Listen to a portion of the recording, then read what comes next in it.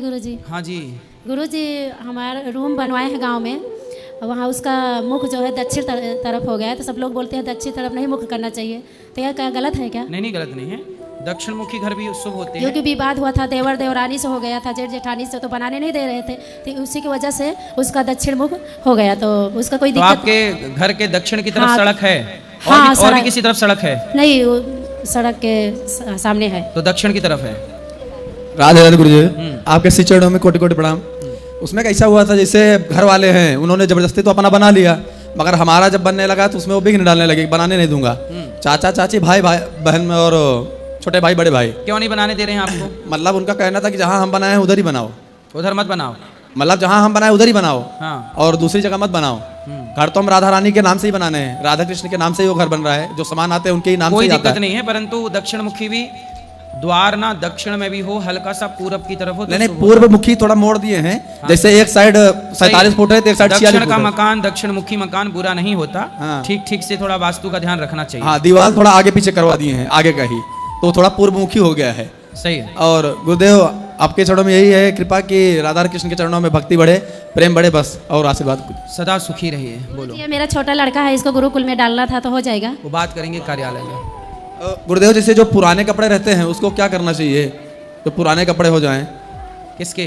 जैसे भगवान के भी हो या अपने ही हो। पुराने कपड़े भगवान के जमीन में गड्ढा खोद के विसर्जित कर दिया करो। और जैसे इंसान के हों अपने। अब जैसे आपके कपड़े ठीक हैं, ये आपने 1 महीने 2 महीने पहन के रिजेक्ट कर देते हो, तो किसी जरूरतमंद को कपड़े दे दिया करो। जी जी, पूरे फटने का इंतजार मत किया करो। चलेगा ना? बोलो। राधे राधे गुरुजी, आपके जी। चरणों में कोटि कोटि प्रणाम। गुरुजी जैसे कि हमारे पतिदेव दारू पीते हैं, तो हमारे सास ससुर परिवार में कोई हमारा इज्जत नहीं करता, तब दारू पीने वाले की कौन इज्जत करेगा? तो गुरुजी इसमें हमारे बच्चों का क्या दोष है? हाँ, आपके बच्चों का दोष नहीं है, आपके पति का दोष है। बच्चों को पढ़ा लिखा के योग्य बनाओ। जब बच्चे पढ़ लिख के योग्य बन जाएंगे तो सम्मान खोया हुआ वापस आ जाएगा। सम्मान व्यक्ति का नहीं होता, सम्मान व्यक्ति के आचरण का होता है, गुण का होता है, उसके टैलेंट का होता है।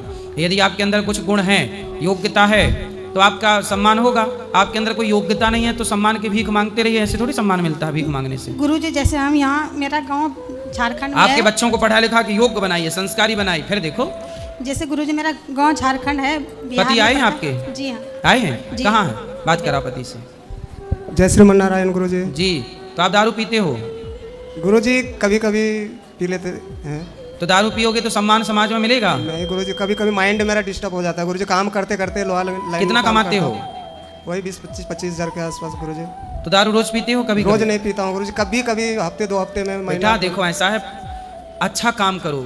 जी गुरुजी, थोड़ा पैसा बहुत कमाओ। कोशिश करता हूँ गुरुजी, लेकिन छूटता ही नहीं है। बहुत कोशिश कर चुका हूँ, 2-3 महीने 4 महीने 6 महीने तक छूट जाता, फिर पता नहीं एकाएक फिर लत लग जाता है। धीरे धीरे करके हर चीज समाप्त की जा सकती है। आदतें हैं, बुराई तो छोड़नी ही चाहिए। जी गुरुजी। आपका देखो, पैसा कमाओ, बचाओ, कुछ अच्छा बिजनेस करो, कुछ काम करो, बच्चों को उसी अच्छे रास्ते पे ले जाओ। जी आप गुरुजी। गलत पकड़ लेंगे तो बच्चे भी रास्ता गलत पकड़ लेंगे, फिर जिम्मेदार आप कहलाएंगे। जी गुरुजी। इसलिए गलत रास्ता आपके, देखो बच्चों के लिए आदर्श कौन होना चाहिए?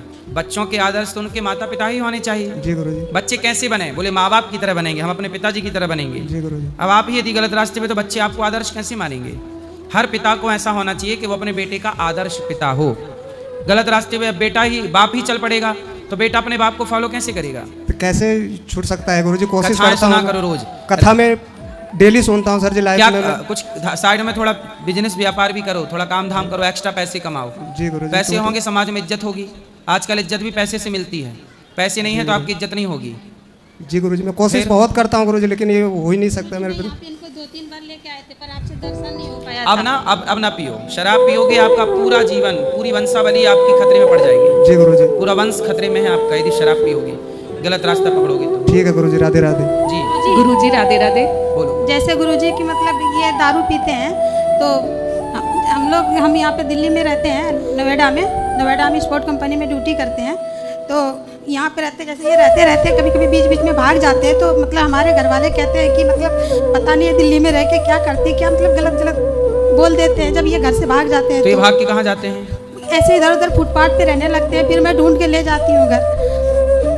तो ये फुटपाथ पे भाग जाते हो? जी गुरुजी। क्यों? गुरुजी कभी कभी माइंड मेरा बहुत ज़्यादा डिस्टर्ब हो जाता है, माइंड काम ही नहीं करता, मैं कहाँ जाऊँ, क्या करूँ, नहीं करूँ। इसलिए अपने आप को संतुलित रहो। कई बार मैं तो यहाँ भी आज आ गया, तो घर छोड़ के भग के मैं यहाँ भी 2-4-8 दिन रह चुका था सर। कोई बात नहीं, पर आगे से ध्यान रखा करो, ऐसी जिम्मेदारियों से मत भागो। जी और आप अपना काम करते रहो, लोगों का काम बात कराओ इनसे। आप करते रहो अपना काम, लोगों का काम कहना है। लोगों ने सीता माँ को कहा तो जी फिर आपको गुरुजी। भी कहेंगे, इसलिए कहने दो, आप अपना मन लगा के काम करो। ठीक है गुरुजी, बात राधे करो। राधे। जी राधे राधे। राधे राधे। मैं आपको बहुत नेचा से मिलने आई हूँ कि मेरे को दर्शन हो जाए आपके। टीवी में देखती कहाँ थी। से आए हैं? मैं लुधियाने से आई हूँ, पंजाब से। लेकिन गुरुजी मेरे घर वाले सरदार लोग हैं, हम सरदार फैमिली, सिख फैमिली में से। लेकिन मैंने लड्डू गोपाल को 2 साल हो गए झोली में लेकर आई बेटा समझ के। और वृंदावन कभी आई नहीं थी, हमारी फैमिली में कोई नहीं आया। और मैं फर्स्ट टाइम पिछले साल आई, अब दूसरे साल जहाँ आई। और मेरे घर वाले बिल्कुल भी नहीं मानते इतना। वो जब भी मैं बोलती हूँ कि मैंने जाना है वृंदावन, कहते तुम जाओ बच्चों को लेकर, मैं नहीं जाऊँगा। और मेरा मन बहुत दुखी होता है। कोई बात नहीं, आप आ रहे हैं, बिहारी जी आपको बुला रहे हैं, बस और लड्डू आते गोपाल ने रहिए। मुझको इतनी शांति दी है, जैसे हमारे घर में क्लेश रहता था। 2 साल हो गए, मेरे को इतनी शांति दी है, मेरे चेहरे पे मुस्कान दी है। मैं दुखी रहती थी, आज मैं खुश हूँ। फिर अपने भगवान मन- की शरण में जो जाएगा, भगवान की शरण में जो जाएगा, भगवान उस पर जैसे अब जब- आग के समीप, आग के पास जो जाएगा उसे गर्माहट मिलेगी। ऐसे भगवान के समीप जो जाएगा उस पर कृपा होगी। आप आई हैं, कृपा तो संभव है। मेरे पर बहुत कृपा है गुरुजी। जब से मैं मानने लगी हूँ, जो मैं मांगती हूँ, जो दिल में मेरे को दिखता है ना कि ये मैं चीज नहीं ले सकती, वो मेरे को लड्डू गोपाल दिला देते हैं। भगवान पता सुखी नहीं रखे। चलता मेरे को कैसे मिल जाती है। मैं खुश हूँ उनसे। अगर वो नहीं मानते ना, वो नहीं आते, तो तब भी मैं उनको हंस के बोलती हूँ कि कोई बात नहीं, मैं तो जाऊंगी। मेरे सही। बच्चे मेरे साथ में आए हैं, उधर बैठे हुए हैं तीनों। और गुरुजी मेरे को एक ही टेंशन रही, मेरी 2 बेटियों के बाद एक बेटा हुआ, उसका हाथ नहीं बना सज्जाद। क्या मेरे से गलती हुई जो क्या नहीं उसका बना? हाथ नहीं बना? हाथ नहीं है उसका, नहीं, एक सरदार है जहाँ आया हुआ है वो बेटा। एक की 2। एक हाथ सज्जा हाथ नहीं बना, तो वो मेरे को अंदर से अंदर घुटता जाता है कि मन में भी मैंने क्यों। कोई बात नहीं मैया, आपके भाग्य में पुत्र नहीं था पर भगवान ने पुत्र दिया।